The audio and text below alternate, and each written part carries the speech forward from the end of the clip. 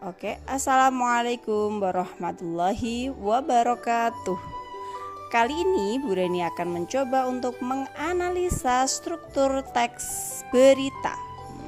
Di sini tentunya Bu Reni sudah memiliki sebuah teks berita yang Bu Reni ambil dari koran Tribun Jateng yang berjudul Gudang RSKSH Pati Terbakar. Setelah Bu Reni melakukan proses membaca dengan pemahaman tentunya ya, ini dia hasil analisa struktur pembangun teks berita yang Bu Reni dapatkan. Yang pertama ada kepala berita. Bu Reni menentukan mana sih paragraf yang merupakan kepala berita melalui menjawab beberapa pertanyaan atau unsur bahasa yang tersusun dari uraian adik Simba, apa, di mana, kapan, siapa, mengapa, dan bagaimana. Apa peristiwa yang terjadi? Jawabannya adalah kebakaran. Di mana terjadinya kebakaran? Di Jalan Pahlawan Sudirman, Margorejo Pati. Kita cocokkan ya. Ini dia nih. Kemudian ada kapan peristiwa itu terjadi, yaitu pada hari Rabu 18 Januari atau tanggal 18 Januari, harinya hari Rabu, terjadinya di waktu dini hari. Oke, sampai di pertanyaan siapa yang mengalami peristiwa tersebut, yaitu gudang milik RSKSH Pati. Jadi penggunaan kata tanya siapa itu tidak harus jawabannya adalah orang, tapi pertanyaan siapa adalah merujuk ke apa, siapa yang mengalami suatu peristiwa tersebut, gitu ya. Mengapa peristiwa tersebut terjadi? Pada pertanyaan dengan unsur mengapa ini belum ada jawabannya dalam paragraf pertama. Namun unsur berikutnya, yaitu bagaimana peristiwa tersebut terjadi, sudah ada jawabannya, yaitu peristiwa tersebut terjadi tidak mengakibatkan adanya korban jiwa. Sehingga hasil analisa Bu Reni, kepala berita terdapat pada paragraf pertama. Karena paragraf pertama terkandung jawaban dari unsur berita yang tersusun dari adik Simba. Hanya ada satu unsur yang belum terjawab. Namun sebagian besar unsur sudah terjawab, sehingga paragraf 1 merupakan pokok yang paling penting dari sebuah berita.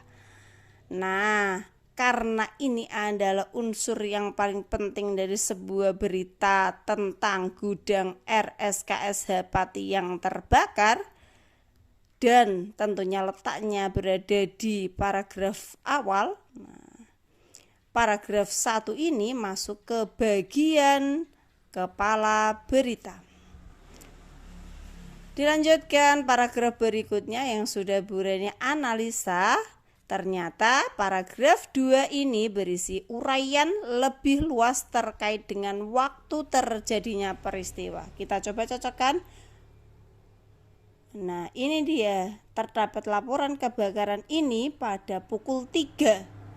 Nah, berarti menjelaskan kembali tentang kapan sih terjadinya peristiwa tersebut.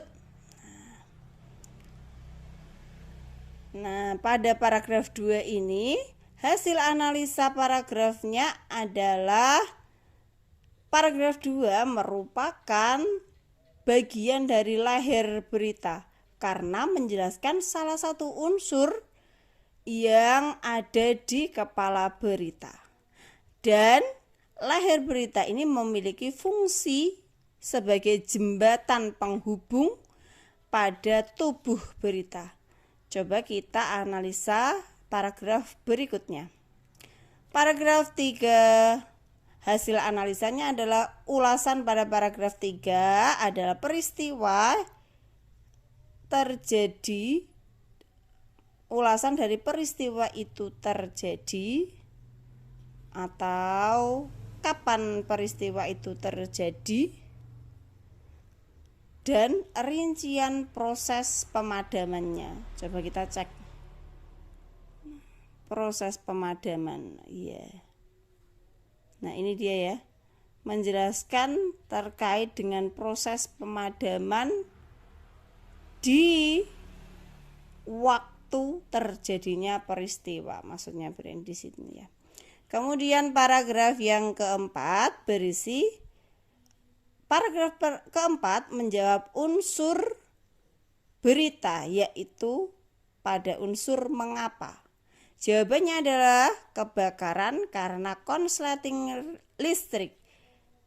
Di dalam paragraf 4 juga terdapat rincian hasil akhirnya, yaitu peristiwa kebakaran tersebut berhasil dipadamkan. Coba kita cek.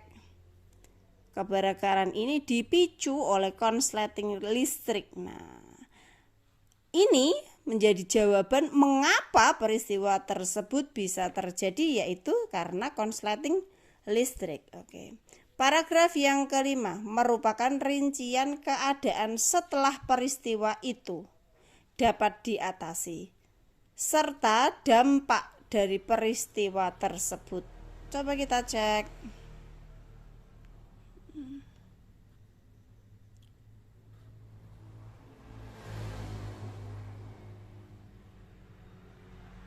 Nah, ini dia.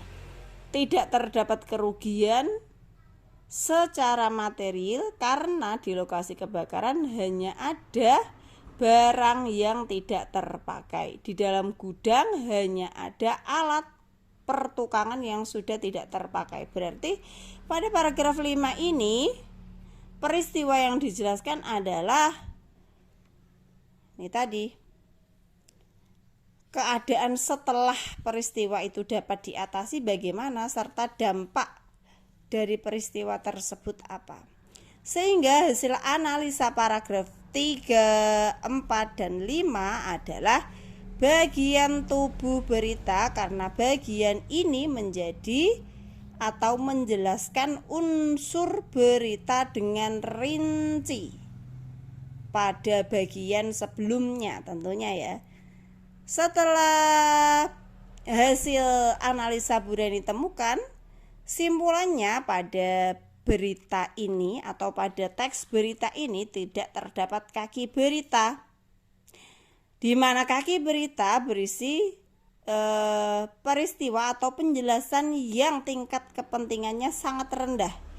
Pada kaki berita ini biasanya terdapat simpulan dari keseluruhan peristiwa yang terjadi. Sedangkan pada teks berita ini tidak terdapat kesimpulan tersebut. Sehingga kaki berita tidak terdapat pada teks ini karena memang kaki berita atau bagian simpulan yang kurang penting ini ya tidak wajib ada dalam sebuah teks berita. Oke, sekian analisa berita Bureni. Terima kasih.